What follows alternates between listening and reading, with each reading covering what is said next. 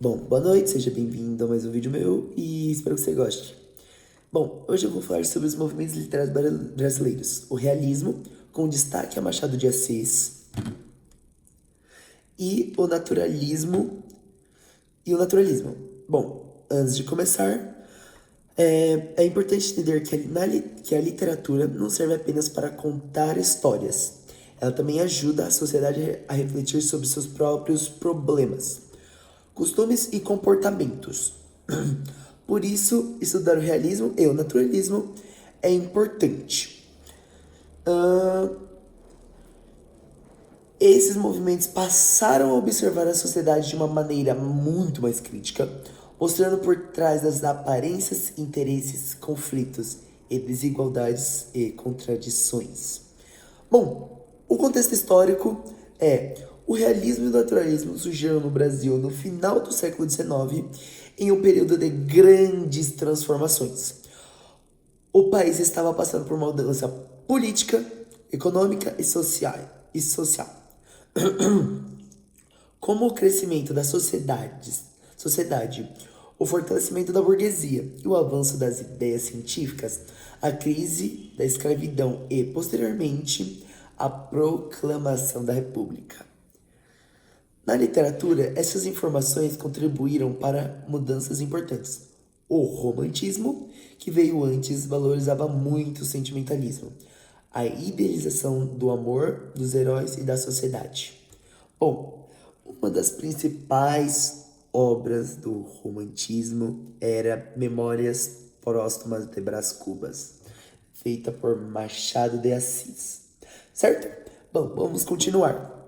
Já os escritores realistas começaram a questionar essa visão idealizada.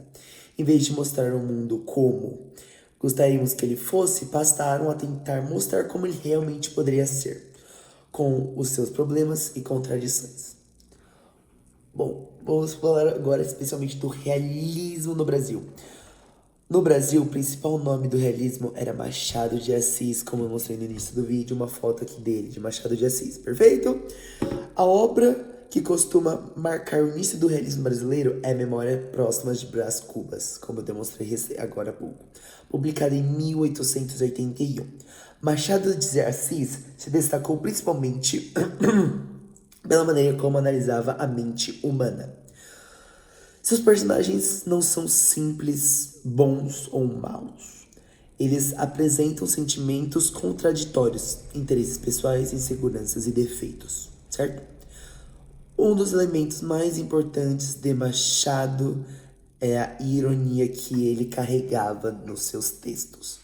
E muitas vezes apresentava uma situação aparentemente normal ou até engraçada. Mas por trás dela existe uma crítica à sociedade. E às vezes E também eu esqueci de complementar, para complementar agora. O Machado de Assis gostava de usar muitas palavras que não são muito utilizadas no nosso vocabulário, certo? O exemplo é o próprio narrador de Memórias Próximas de Brás Cubas. Brás Cubas conta sua própria história depois de morto. Diferente. E, ao fazer isto, revela o seu próprio defeito e também os problemas da sociedade que viveu. Outros aspectos importantes é a crítica à sociedade burguesa. Machado mostra as relações baseadas em interesses, aparência, dinheiro e posição social, que era a burguesia. Assim, suas obras revelam as pessoas que nem sempre agem por motivos nobres, podendo esconder seus verdadeiros interesses. Bom, Machado de Assis, ele, mesmo vivendo no século XIX, ele tratou de comportamentos humanos que ainda podem ser observados hoje em dia, como a preocupação excessiva com a aparência, a buscar status e a hipocrisia nas relações sociais. Entre suas principais obras estão A Memórias Próximas de Brás Cubas, Quincas Borba e Dom Casmurro. Essas são ótimas obras e são as principais de Machado de Assis. Bom, vamos agora partir para o naturalismo no Brasil. Bom, Tá bom, vamos começar. O naturalismo surgiu praticamente no mesmo período do realismo, sim, mas apresenta algumas diferenças, algumas mesmas. Esse movimento sofreu forte influência das ideias científicas do século XIX, especialmente do determinismo e da teoria que buscava explicar o comportamento humano por fatores com o ambiente. Perfeito? A hereditariedade e as condições sociais. Por isso, os escritores naturalistas procuravam analisar o ser humano quase como se ele fosse objetos de estudo científico. O naturalismo também apresentava uma visão mais intensa e também com problemas sociais, isso. Os autores abordavam temas como pobreza, desigualdade, preconceito, violência, exploração e conflitos relacionados aos instintos humanos, que é relações sexuais ou relações de vontade de ter um amor. Perfeito? Um dos principais autores naturalistas brasileiros foi Aluzio Azevedo, o autor de O Cortiço, uma das obras mais importantes do movimento. Em O Cortiço, o ambiente coletivo possui grande importância, marcado por desigualdade, conflitos e diferentes relações sociais. Outro autor também importante é Raul Pompeia, sim, principalmente por sua obra O Ateneu. O Ateneu. Que apresentava críticas à sociedade e às relações de poder dentro de uma instituição escolar.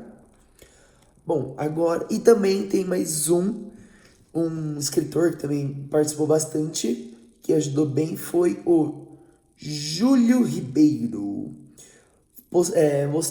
criando o livro A Carne. Sim, isso. Essas são as 3 obras principais: O Cortiço, O Ateneu e A Carne. Bom, agora vamos entrar numa batalha, realismo contra naturalismo. Mas qual é exatamente a diferença entre o realismo e o naturalismo? Essa é uma grande dúvida. Bom, os dois movimentos possuem várias características em comum. Ambos rejeitam a idealização romântica e procuram representar a sociedade de maneira mais crítica. A principal diferença está na maneira como analisam o ser humano. O realismo foca na psicologia e nas contradições do indivíduo. O naturalismo foca maior na influência do meio, da hereditariedade e das condições sociais. Bom, para concluir, nós podemos falar que o realismo e o naturalismo têm grandes diferenças, porém eles têm muitas coisas iguais também. E o Machado de Assis é o destaque do nosso do realismo. E do nosso naturalismo temos 3 grandes escritores. 3 livros: O Cortiço, de Aluzio de Azevedo, O Ateneu, de Raul Pompeia e A Carne, de Júlio Ribeiro. Bom, espero que vocês tenham gostado da minha aula. E obrigado por assistir. Até a próxima. Tchau, tchau!